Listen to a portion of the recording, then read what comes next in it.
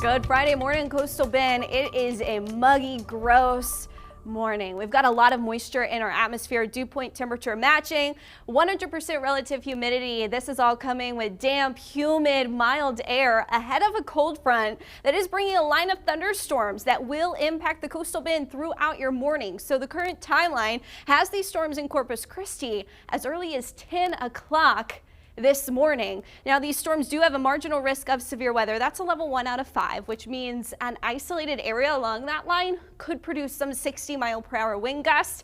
Overall, I think the risk of hail and tornado threat is very low, but there is a slight risk further to the north and northeast through Beeville, Refugio, and then through the Victoria Crossroads area up toward Houston. Now, those severe threats, again, I'm not tracking much in the way of flooding just because of the speed of this line of storms.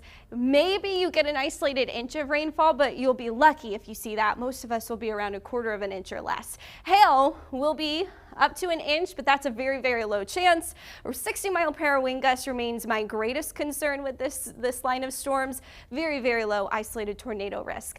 So recess. These storms may be moving through right around recess. We have artwork by Tegan this morning. Lots of sunshine out there behind the cold front. But recess is going to be a bit of a question mark depending on how quickly these storms do move through. Now, the current timeline with them closer to 10 a.m.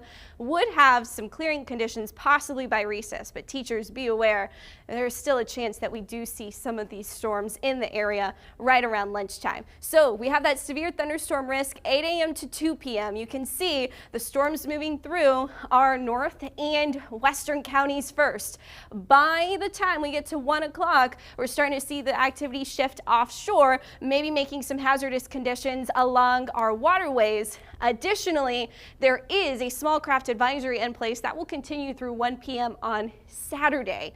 Winds will shift out of the west, then northwest behind the cold front. We'll see temperatures maybe peak back around 80 degrees, but then clearing conditions heading into the night. Should not see any rain. Should be rather pleasant, actually, for Friday night football games at 7:30. But be aware, we'll have a northwest wind that may be breezy at times with some stronger gusts out there, but sustained around 9-10 miles per hour. Overnight, we are going to see those temperatures falling, but I want to track that wind gust potential. It will be windy along and behind the front.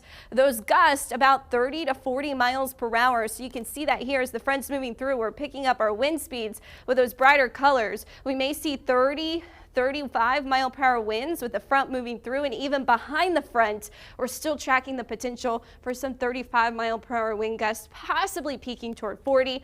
As the front moves offshore, we're still dealing with some fairly strong winds offshore. That's just gusts around 20 miles per hour, possibly 25 early Saturday morning, but really overall less gusty on Saturday, and then Sunday, we really start to lower our wind speeds out there. Offshore flow looks to try to return by Monday. Temperatures are going to be back in the 50s tonight, so the sweater weather is returning. We'll peak around 80 before the front, 80 again this afternoon with some sunshine, and then watch what happens overnight. With our lower dew points, our temperatures will easily be able to fall into the 50s. We're talking 54 degrees there at 8 a.m. early Saturday morning. That's going to be behind this cold front. There are already a severe thunderstorm that has developed across central Texas. So again, any storms that develop along and ahead of this front do have the potential for that severe risk. Behind the front, we're tracking a very pleasant weekend. That's going to be thanks to all the dry air that's going to come into the Lone Star State.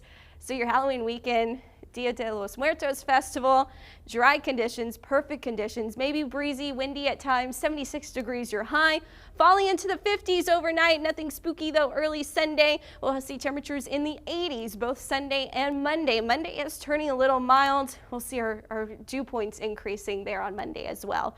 Winds staying out of the west-northwest, gusty today, staying northerly through the weekend. That keeps that dry air in place. So we have smiles Saturday, Sunday, and even into Monday on Halloween. We're still dealing with comfortable dew points on our muggy meter. In your 7-day forecast, we've got that cold front moving through. It is a stormy morning, but we have wonderful conditions on Saturday. Again, head downtown to the Dia de los Muertos Festival, and you'll be able to enjoy the wonderful weather. 80s Sunday and Monday, nothing spooky there, but we are tracking the chance for some early storms Tuesday morning.